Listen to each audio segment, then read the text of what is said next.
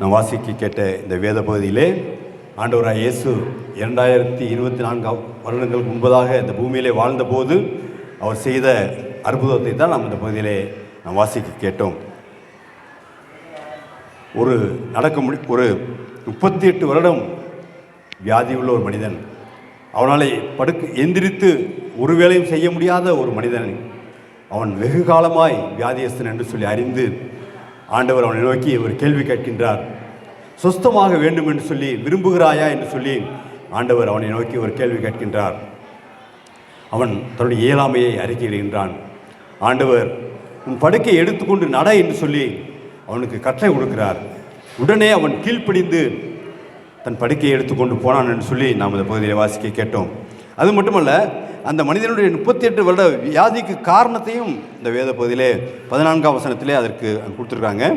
அதற்கு பின்பு இயேசு அவனை தேவாலயத்திலே கண்டு, இதோ நீ சொஸ்தமானாய், அதிக கேடானதொன்றும் உனக்கு வராதபடி இனி பாவம் செய்யாதே என்று சொல்லி அந்த மனிதனுக்கு ஆண்டவர் சொன்ன காரியத்தை குறித்து நம்ம இந்த வேதத்தில் பார்க்கிறோம். பிரியமானவர்களே, அந்த 38 வருடம் அந்த மனிதன் வியாதியோடு படுத்திருந்ததற்கு காரணம் அவனுடைய பாவம் என்று சொல்லி பார்க்கிறோம். அது மட்டுமல்ல, லூக்கா என்பவர் நற்செய்தி நூலிலே 5ஆம் அதிகாரம் 18ஆம் வசனத்திலிருந்து 26ஆம் வசனம் வரைக்கும் அங்கே ஒரு சம்பவத்தை பார்க்கின்றோம். அங்கே 4 பேர் திமிர்வாதக்காரனை, ஒரு நடக்க முடியாத ஒரு முடவனை, நடக்க முடியாத ஒரு மனிதனை ஆண்டவரிடத்தில் கொண்டு வருகிறார்கள். அந்த மனிதனுடைய விசுவாசத்தை ஆண்டவராய் இயேசு பார்த்து அந்த மனிதனிடத்தில் சொல்லுகிறார், மகனே, உன்னுடைய பாவங்கள் உனக்கு மன்னிக்கப்பட்டது என்று சொல்லி ஆண்டவர் சொல்லுகின்றார். 25ஆம் வசனத்தை பார்க்கின்ற பொழுது உடனே அவன் சுஸ்தமாகி தன் படுக்கையை எடுத்துக்கொண்டு நடந்து போனான்னு சொல்லி வேதத்தில் பார்க்கிறேன். பிரியமானவர்களே, இந்த மனிதனுடைய வியாதிக்கு காரணம், திமிர்வாதத்திற்கு காரணம் அவனுடைய பாவங்கள் என்று சொல்லி வேதத்தில் பார்க்கிறோம். இப்படி பாவங்கள், அநேகருடைய பாவங்கள் அவருடைய வியாதிக்கு காரணமாக இருக்கிறது சொல்லி நான் பார்க்கிறேன். பிரியமானவர்களே, இன்றைய நாட்களிலே அநேகருக்கு ப்ரெஷர் இருக்குது, பிபி இருக்குது, சுகர் இருக்குது.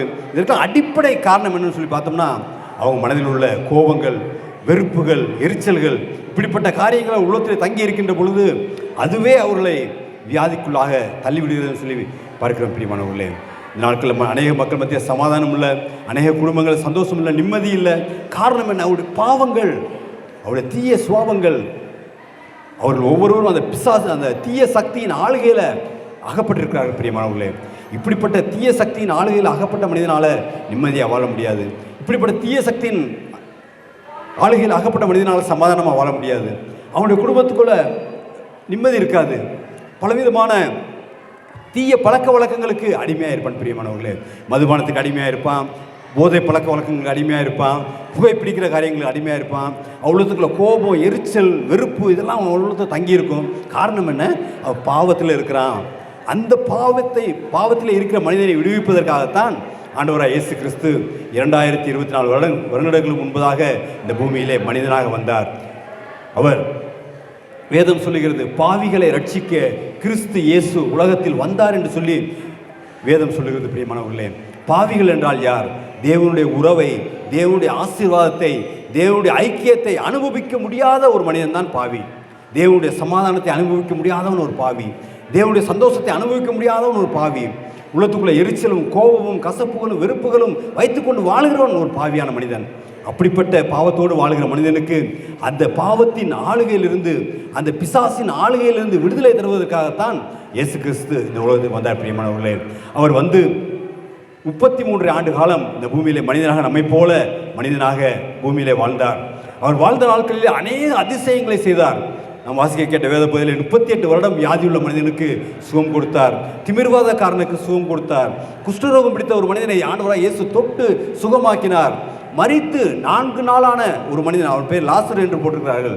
அந்த மனிதனுக்கு ஆண்டவர் 4 நாள் கழித்து அவனுக்கு உயிர் கொடுத்து அவனை உயிரோடு எழுப்பிய காரியத்தை வேதத்தில் பார்க்க முடியும். பிரியமானவர்களே, இப்படி அநேக அதிசயங்களையும் அற்புதங்களையும் ஆண்டவராய் இயேசு வாழ்ந்த நாட்களை செய்தார். இன்றைக்கும் அவரை யார் யார் முழு மனதோடு நம்பிக்கையோடு இயேசுவே எனக்கு உதவி செய்யுங்கள் என்று சொல்லி வேண்டுதல் செய்கிறார்களோ அத்தனை பேருக்கும் அவர் நன்மை செய்ய ஆயத்தமுள்ளவராக இருக்கிறார். பிரியமானவர்களே, அவர் யார் யார் வேண்டுதல் செய்கிறார்களோ அத்தனை பேருடைய விண்ணப்பத்தையும் அவர் கேட்கிறார். நம்முடைய விண்ணப்பங்களை கேட்கிற ஆண்டவர்னு சொல்லி வேதத்திலே அவருக்கு ஒரு பேரே இருக்குது பிரியமானவர்களே. அப்படி அவர் விண்ணப்பத்தை கேட்கிற ஆண்டவர். அது மட்டுமல்ல, 33 ஆண்டு காலம் அவர் வாழ்ந்த அநேக அதிசயங்களை அற்புதங்களை செய்தாலும் மனுக்குலத்தின் பாவத்திற்காக ரத்தம் சிந்தப்பட வேண்டியது ஒரு அவசியமான காரியம் என்று சொல்லி எல்லா வேதங்களும் சொல்லுகிறது.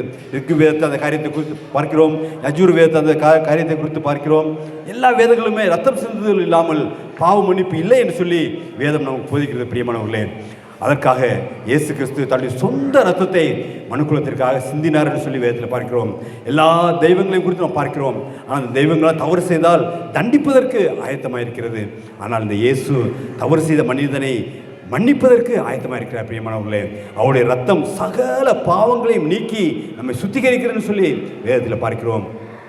வேதம் சொல்லுகிறது, ரத்தம் சிந்துதல் இல்லாமல் பாவ மன்னிப்பு உண்டாகாதுன்னு சொல்லி வேதம் சொல்லுகிறது.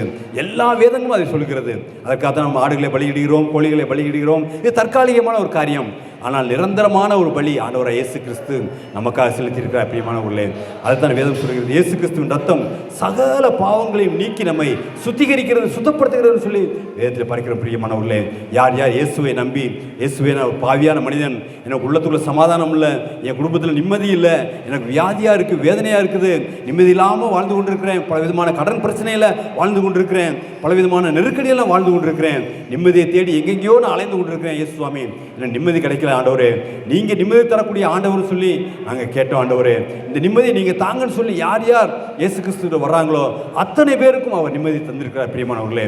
அத்தனை வேதம் சொல்லுகிறது, வருத்தப்பட்டு பாவ பாரம் சுமக்கிற மனிதனே, மகனே, மகளே, இடத்திலே வா, நான் உனக்கு இளைப்பாறுதல் தருகிறேன், உனக்கு சமாதானம் தருகிறேன், உனக்கு சந்தோஷம் தருகிறேன், நீ தேடும் நிம்மதி என்னிடத்திலே இருக்கிறது என்று சொல்லி ஆண்டவராய் இயேசு இந்த மாலை வேளையிலே நம்மை அன்போடு அழைக்கிறார் பிரியமானவர்களே.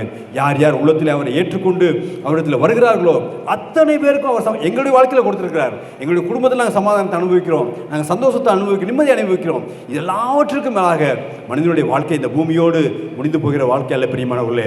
ஒருவேளை 60 வருடம் வாழலாம், 70 வருடம் வாழலாம், 100 வருஷம் கூட வாழலாம். ஆனால் பிறந்த ஒவ்வொருவரும் மரித்தே ஆகணும், இறந்தே ஆக வேண்டும். அது யாராக இருந்தாலும் அது நியதி. ஆனால் மனிதனுடைய இறப்புக்கு பின்பதாக நித்தியமான சொர்க்க பாக்கியத்துக்கு மனிதன் போக வேண்டும் என்றால் ஒரே ஒரு வழி ஆண்டவராய் இயேசு ஒருவர் மட்டுமே பிரியமானவர்களே. இந்த இயேசு கிறிஸ்து இந்த மாலை வேளையிலே நம்மை அன்போடு அழைக்கிறார். வருத்தப்பட்டு பாரம் சுமக்கிற மகனே, மகளே, இடத்துல வா, நான் உனக்கு நிம்மதி தர்றேன், சமாதானம் தர்றேன். நிம்மதியை தேடி எங்கெங்கேயோ மதுமான கிடைக்கும், அங்கே எங்கேயும் ஓடிக்கொண்டிருக்கிறாயா, என்னிடத்திலே வா, என்னை ஏற்றுக்கொள், உன்னுடைய பாவங்களை இடத்துல அறிக்கையிடு, நான் உனக்கு சமாதானம் தருகிறேன் என்று சொல்லி ஆண்டவர் அன்போடு அழைக்கிறார் பிரியமானவர்களே. வேதம் சொல்லுகிறது, நம்முடைய பாவங்களை நாம் அறிக்கையிட்டால் பாவங்களை நமக்கு மன்னித்து எல்லா அநியாயத்தையும் நீக்கி நம்மை சுத்திகரிப்பதற்கு, சுத்தப்படுத்துவதற்கு இயேசு கிறிஸ்து உண்மையும் நீதியும் உள்ள ஆண்டவராக இருக்கிறார் பிரியமானவர்களே. அந்த ஆண்டவர் இந்த மாலை வேளையிலே நம்மை அன்போடு அழைக்கிறார். அவருடைய அன்புக்குள்ளாக வருகின்ற பொழுது நம்முடைய பாவங்கள் மன்னிக்கப்படுகிறது. ஒரு மனிதனுடைய பாவங்கள் மன்னிக்கப்படுகின்ற பொழுது அவன் சமாதானமாக வாழ முடியும், சந்தோஷமாக வாழ முடியும், நிம்மதியாக வாழ முடியும் பிரியமானவர்களே. அவருடைய தேவையை ஆண்டவர் இயேசு கிறிஸ்து சந்திப்பார். வேதாகமத்திலே சகை என்னும் மனிதனை குறித்து வேதத்தில் பார்க்கிறோம். அந்த மனிதன் இயேசு கிறிஸ்து எப்படிப்பட்டவரோ என்று சொல்லி பார்ப்பதற்கு மிகுந்த ஆவலுள்ளவனாக இருந்தான். ஆனால் அவன் குள்ளமான மனிதன் என்று சொல்லி வேதத்தில் பார்க்கிறோம் பிரியமானவர்களே. அந்த மனிதன் இயேசுவை பார்ப்பதற்கு வருகின்றான். மிகுந்த கூட்டத்தின் நடுவில் இயேசு போய் கொண்டிருக்கிறார். அவனாலே பார்க்க முடியவில்லை. ஆனால் அவன் ஓடிப்போய் மரத்து மேலே ஏறி உட்கார்ந்து கொண்டு இயேசுவை எப்படியாவது பார்த்து விடலாம் என்று சொல்லி வாஞ்சையோடு ஆசையோடு காத்திருந்தான். அந்த மரத்திற்கு அருகாமையிலே இயேசு வந்தபோது அந்த மனிதனுடைய பெயரை சொல்லி இயேசு கூப்பிட்டார். சகேயுவே, சீக்கிரமாக இறங்கி வா, இன்றைக்கு நான் உன்னுடைய வீட்டிலே தங்க வேண்டும் என்று சொல்லி ஆண்டவராய் இயேசு சொன்னார். அந்த மனிதனுக்கு மிகப்பெரிய சந்தோஷம். பார்க்கத்தானே வந்தேன், அவர் வீட்டுக்கு கூட்டு போகக்கூடிய பாக்கியம் கிடைத்தது என்று சொல்லி அவன் மிகுந்த சந்தோஷத்தோடு இயேசுவை கூட்டி கொண்டு போன காரியத்தை குறித்து பார்க்க முடியும் பிரியமானவர்களே. அவன் அந்த நேரத்தில் அவன் சொன்னான், நான் இடத்துல அநியாயமாக வாங்கியிருந்தால் அது 4 மடங்கு திரும்ப தருகிறேன் என்று சொல்லி அவன் தன்னுடைய பாவங்களை இயேசுவிடத்தில் அறிக்கையிட்டு அந்த பாவ விடுதலையை, அந்த ரட்சிப்பை அவன் பெற்றதை குறித்து வேதத்தில் பார்க்கிறோம் பிரியமானவர்களே. ரட்சிப்பு என்றால் என்ன?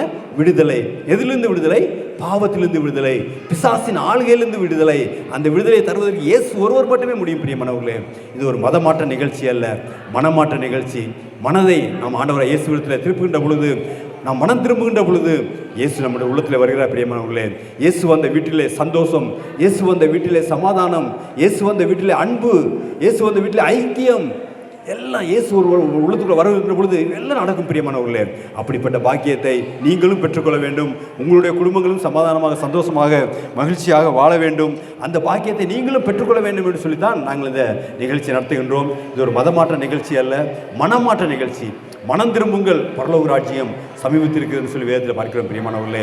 மனதை நம் ஆண்டவருடைய பக்கத்தில் இயேசுவோட பக்கத்தில் திருப்புகின்ற பொழுது நம்முடைய பாவங்களை அவர் மன்னிக்கிறார், நமக்கு சமாதானம் தருகிறார், நமக்கு சந்தோஷம் தருகிறார், நமக்கு நிம்மதி தருகிறார். எல்லாவற்றுக்கும் மேலாக மனித வாழ்க்கை இந்த பூமியோடு முடிந்து போகிற வாழ்க்கை அல்ல, இந்த பூமியிலும் நம்முடைய தேவைகளை சந்திக்கிறார். இந்த பூமிக்கு அப்பாலும் நமக்கு நித்தியமான பாக்கியத்தை, சொர்க்க ராஜ்யத்தை ஆண்டவராக இயேசு இலவசமாக தருகிறார் பிரியமானவர்களே. இதற்கு காசோ பணமோ பொருளோ எதுவுமே செலவழிக்க தேவையில்லை. இயேசுவை நாம் நம்பி அவரை ஏற்றுக்கொள்கின்ற பொழுது, இயேசுவே எனக்கு சமாதானம் இல்லைப்பா, இயேசுவே எனக்கு வாழ்க்கையில் நிம்மதி இல்லை, என் குடும்பத்தில் பிரச்சனை, போராட்டம், வியாதி, பலவிதமான கடன் பிரச்சனைகள் என்னுடைய வாழ்க்கையில் ஓடிக்கிட்டு இருக்கு, சமாதானம் சொல்லி இயேசுவிடத்தில் வருகின்ற பொழுது இயேசு சுவாமினால் மாற்ற முடியும் பிரியமானவர்களே. அப்படி மாற்றினவர்கள் எத்தனையோ கொள்ளைக்காரர்கள் இயேசுவினால் மாற்றம் பெற்றிருக்கிறாங்க. இன்றைக்கு சமாதானமாக வாழ்ந்து கொண்டிருக்கிறாங்க. அப்படிப்பட்ட சமாதானத்தை, சந்தோஷத்தை நீங்களும் பெற்றுக்கொள்ள வேண்டும் என்ற ஒரே ஒரு வாஞ்சை தான், வேற ஒன்றும் எங்களுடைய விருப்பங்கள் கிடையாது. இயேசுவை நீங்கள் உலகத்தில் ஏற்றுக்கொள்ளுங்க. அந்த இதை நீங்கள் அனுபவித்து பாருங்கள். இயேசு தருகிற சமாதானம் உலகம் தரக்கூடிய சமாதானம் இல்லை பிரியமானவர்களே, தெய்வீக சமாதானம், தெய்வீக சந்தோஷம். அப்படிப்பட்ட சந்தோஷத்தை ஆண்டவராக இயேசு நமக்கு தருவதற்கு ஆயத்தமுள்ளவராக இருக்கிறார் பிரியமானவர்களே. அதைத்தான் நாம் இந்த பகுதியிலே வாசிக்க கேட்டோம். அந்த ஆசீர்வாதத்தை அவன் சுதந்திரிப்பதற்கு வியாதிக்கு அடிப்படை காரணம் அவனுடைய பாவங்கள். நம்முடைய பாவங்களை மறைக்கிறவன் வாழ்வடைய மாட்டான்னு சொல்லி வேதம் சொல்லுது. ஆனால் இந்த பாவங்களை மறைக்கிறவன் வாழ்வடைய மாட்டான். அவைகளை அறிக்கை செய்து விட்டு விடுகிறவனுக்கு ஆண்டவராக இயேசு இரக்கம் தருவதற்கு ஆயத்தமுள்ளவராக இருக்கிற பிரியமானவர்களே. ஒருவன் எவ்வளவுதான் பண, ஆஸ்தி, செல்வாக்குகள் எல்லாம் வைத்திருந்தாலும் அவனுக்கு நிம்மதி, சமாதானம் தரணும் பெற வேண்டும் என்றால் ஒரே ஒரு வழி ஆண்டவராக இயேசு கிறிஸ்து. நீ தேடும் நிம்மதி இயேசு தருகிறான்னு சொல்லி பாடணும். நீ நாடும் விடுதலை இயேசுவிடத்தில் உண்டு சொல்லி பாடினோம். என்ன விடுதலை? பாவ விடுதலை. பாவத்திலிருந்து விடுதலையை இயேசு தருகிறார் பிரியமானவர்களே. வருத்தப்பட்டு பாரம் சுமக்கிற மகனேன்னு சொல்லி பாடினோம். பாவம் பாரத்தை சுமந்து கொண்டு வாழ்கிறவர்களுக்கு இயேசு விடுதலை தருகிறார் பிரியமானவர்களே. அந்த விடுதலையை நீங்களும் பெற்று உங்கள் குடும்பமும் சமாதானமாக, சந்தோஷமாக, மகிழ்ச்சியாக வாழ வேண்டும். அது ஒன்று தான் எங்களுடைய ஆசை பிரியமானவர்களே. அப்படிப்பட்ட காரியத்தை ஆண்டவராக இயேசு உங்கள் ஒவ்வொருவருக்கும் செய்ய வேண்டும் என்று நான் வாழ்த்துகிறேன், ஆசீர்வதிக்கிறேன். இதை கேட்டவர்கள் இயேசுவை உள்ளத்தில் ஏற்றுக்கொள்ளுங்க. எங்களிடத்தில் இயேசு கிறிஸ்துவை பற்றிய புஸ்தகங்கள் இருக்குது, கைப்பிரதைகள் இருக்குது. வேண்டும் என்று விரும்புகிறவர்கள் நீங்கள் எங்களிடத்தை பெற்றுக்கொள்ளலாம். இப்படிப்பட்ட நிகழ்ச்சியை கேட்டவங்களே ஆண்டவராக இயேசு தாமே ஆசீர்வதிப்பாராக என்று வாழ்த்துகிறேன். இப்பொழுது ஒரு பாடலை பாடி இந்த ஆண்டுடைய வார்த்தையை முடிப்பதற்கு பிரியப்படுகிறேன். வாழ வந்த மனிதன் ஒரு பக்தன் விதமாக சொல்லுகின்றான், குடிசையிலே வாழ்ந்தவனும் கோடி செல்வம் சேர்த்தவனும் ஓடி ஆடி அலையும் போது எங்கே போகிறார்? அந்த இருவருமே மண்ணுக்குள்ளே மறைந்து போகிறான்னு சொல்லி மிக அழகான வரிகள். மரித்தவுடன் உனது உயிர் சொர்க்கத்திலே சேரணும்னா கர்த்தராகிய இயேசு கிறிஸ்துவை நாம் ஏற்றுக்கொள்ள வேண்டும். அதை இப்பொழுதே உடனடியாக செய்து ஆக வேண்டும் என்று சொல்லி மிக அருமையான வரிகளை போட்டிருக்கிறார் பிரியமானவர்களே. நம்முடைய வாழ்க்கை இந்த பூமியோடு முடிகிற வாழ்க்கை அல்ல, மரணத்திற்கு பின்பாக நித்தியமான ஒரு வாழ்க்கை இருக்குது. சமாதானமான ஒரு வாழ்க்கை, சந்தோஷமான ஒரு வாழ்க்கை, பாவம் இல்லாத ஒரு வாழ்க்கை, பரிசுத்தமான ஒரு வாழ்க்கையை இயேசு தருவதற்கு ஆயத்தமுள்ளவராக இருக்கிற பிரியமானவர்களே. அதை அடிப்படையாக கொண்ட ஒரு பாடலை இப்பொழுது பாடி உங்களுக்கு ஜெபித்து இந்த நிகழ்ச்சியை முடிக்க விரும்புகிறோம். பிரியமானவர்களே, நம்ம காலம் எப்போ என்ன நடக்கும் யாருக்குமே தெரியாது. நாளைக்கு என்ன, இப்போ என்ன நடக்கும் யாருக்குமே தெரியாது. நேற்றைக்கு இருந்தவன் இன்னைக்கு இல்லை. உலகம் அப்படி வேகமாக போயிட்டுருக்கு. ஆனால் நம்மோடு என்றைக்கும் மாறாத நம்மோடு இருப்பதற்காக ஆண்டவராக இயேசு இந்த பூமியில் வந்திருக்கிறார் பிரியமானவர்களே. அவரை நாம் ஏற்றுக்கொள்கின்ற பொழுது இந்த சந்தோஷம், சமாதானத்தை நாம் பெற்று அனுபவிக்க முடியும். உங்களுக்காக நான் ஜெபித்து இந்த நிகழ்ச்சியை முடிக்க விரும்புகிறேன். அன்புள்ள இயேசு சுவாமி, 2000 வருடங்களுக்கு முன்பதாக ஆண்டவரே நீங்கள் உலகத்தில் வந்தீங்க சுவாமி. பாவிகளை பாவத்திலிருந்து விடுதலை செய்வதற்காக இந்த உலகத்துக்கு வந்தீங்க சுவாமி. உங்களுடைய வெளியேறப்பெற்ற ரத்தம் எல்லாருடைய பாவங்களையும் ஆண்டவரை நீக்குகிறதுன்னு சொல்லி நான் வேதத்தில் பார்க்கிறோம் சுவாமி. சர்வலோகத்தின் பாவத்தையும் சுமந்து தீர்க்கிற தெய்வம்னு சொல்லி ஆண்டவரை வேதத்தில் நாங்கள் உண்மை குறித்து படிக்கிறோம். ஆண்டவரே, எல்லாருடைய பாவங்களை மன்னிப்பதற்கு ஆண்டவரை உங்களிடத்தில் வல்லமை இருக்குது. ஆண்டவரே, மனிதனுக்கு சமாதானம் தருவதற்கு வல்லமை உங்களிடத்தில் இருக்கு. ஆண்டவரே, சமாதானம் இல்லாமல், சந்தோஷம் இல்லாமல், நிம்மதி இல்லாமல் எத்தனையோ குடும்பங்கள் தற்கொலைக்கு நேராக கூட போய்கிட்டு இருக்காங்க. ஆண்டவரே, ஆண்டவர் எல்லாவற்றையும் பார்க்குறீங்க. ஆண்டவரே, எத்தனையோ குடும்பங்களில் ஆண்டவரே பிரச்சனைகள், போராட்டங்கள், நிம்மதி இல்லை. ஆண்டவரே, விடுதலை கொடுங்க சுவாமி, நிம்மதி கொடுங்க. ஆண்டவரே, நீ தேடும் நிம்மதி இயேசுவிடத்தில் இருக்குன்னு சொல்லி நாங்கள் பாடணும். ஆண்டவரே, அந்த நிம்மதி நீங்கள் அவங்களுக்கு கொடுக்கணும். ஆண்டவரே, வியாதியோடு, கஷ்டத்தோடு, வேதனையோடு இருக்கிற மக்களுக்கு நல்ல சுகம் கொடுங்க. ஆண்டவரே, நீங்கள் சுகம் தருகிற தெய்வம் சொன்ன வேதத்தில் படிக்கிறோம். ஆண்டவரே 38 வருஷம் வியாதியுள்ள மகனை நீங்கள் தேடி போய் சுகம் கொடுத்தீங்க. இந்த மாலை வேளையில் நீங்கள் இந்த இடத்துக்கு தேடி வந்திருக்கிறீங்க. மகனே மகளை என்னை ஏற்றுக்கொள், நான் உனக்கு சுகம் தரேன்னு சொல்லி அன்போடு அழைக்கிறீங்க.